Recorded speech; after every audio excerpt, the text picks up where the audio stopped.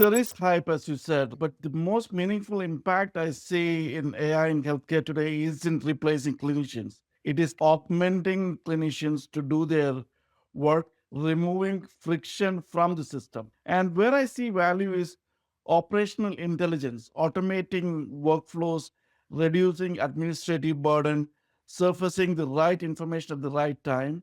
Then clinical decision support, augmenting clinicians with earlier signals, pattern recognition, risk stratification. These are some of the things which we did at the startup company for cancer detection.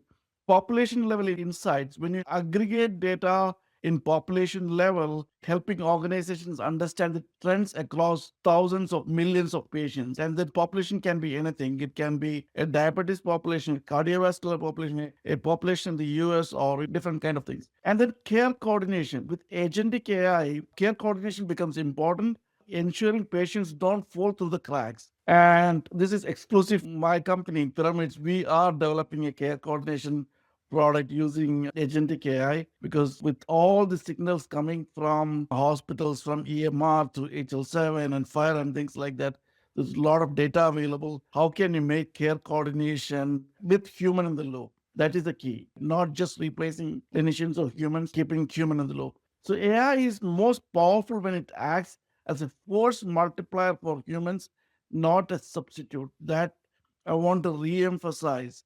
Human needs to be in the loop in every step, because it's a maturing technology. We cannot just leave it to the technology.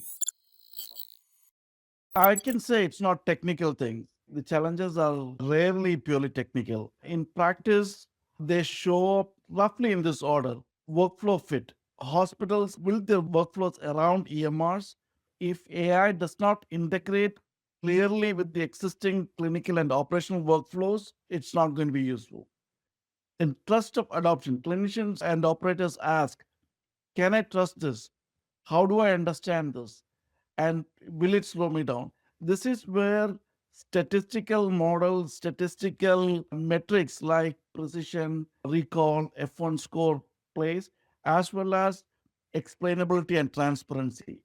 Then data readiness. You might have a lot of data. You need to make sure that the data is ready for AI.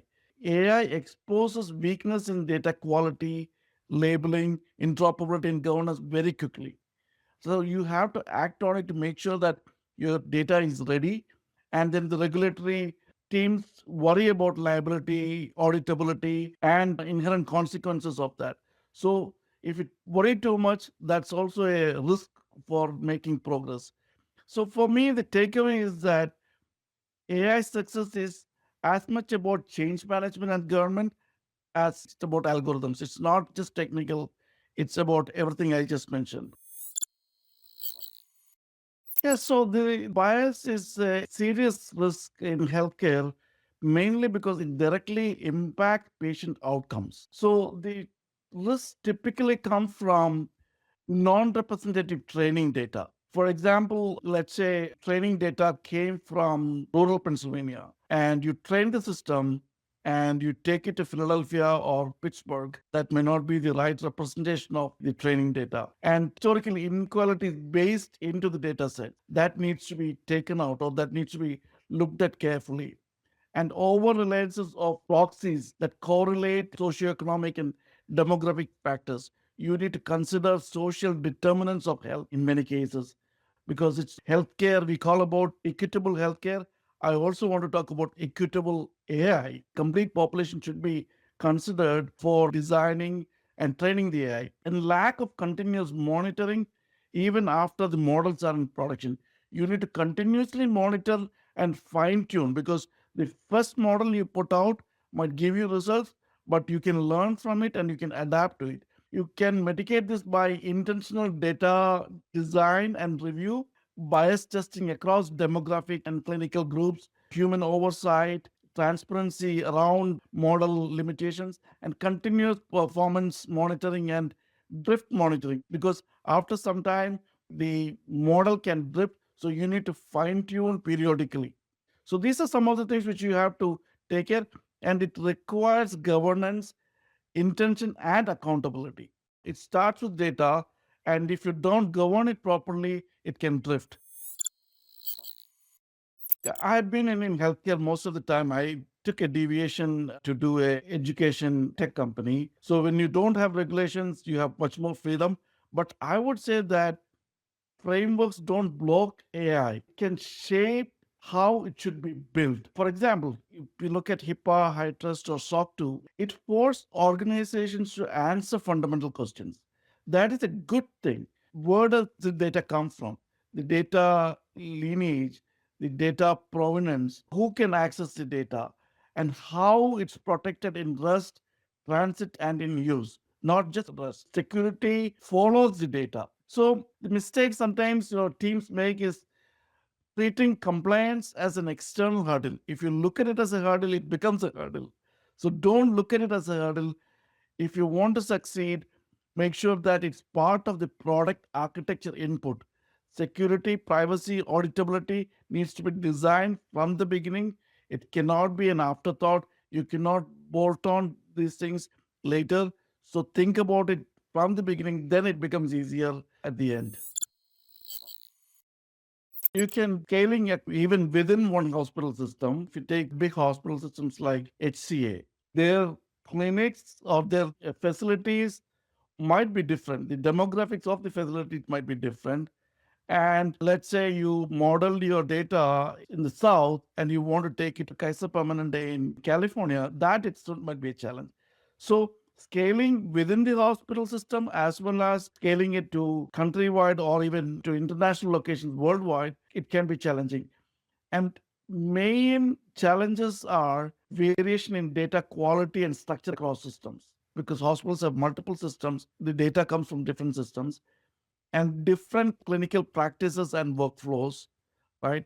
Sometimes if you're using Epic and Cerner, you might have a little bit different practices and workflows and sometimes customized workflows for the hospitals. Inconsistent governance and maturity between organizations. Small hospitals might have a different governance, a less mature governance. Big hospital system might have a more matured governance, identity access control and monitoring of that, and operational drift as environments multiply. So you need to focus. You cannot say that, okay, you just build something, let it run forever. You have to look at the drift and adapt to that. So standardization is key, automation, governance, all these things matter.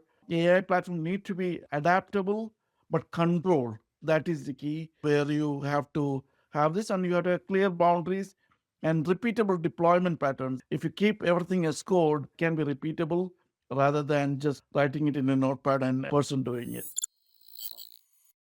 Yeah, I would say you should not see innovation and privacy as opposing forces. In our world, security, privacy must be there. That is the foundation, and innovation has to happen. And in healthcare, trust is the innovation currency, I would say. So balance comes from designing systems that minimize exposure by default, then using de-identification, anonymization techniques from the beginning, so it's built into your architecture and in your system, and applying the least privilege access consistently. So you need to make sure that only the people who have right privilege or right access controls can access the system. And embedding security into the pipelines, not bolting on to it later. When you're building a AI pipeline, that security is embedded in this and making privacy as part of product quality. Quality is non-negotiable,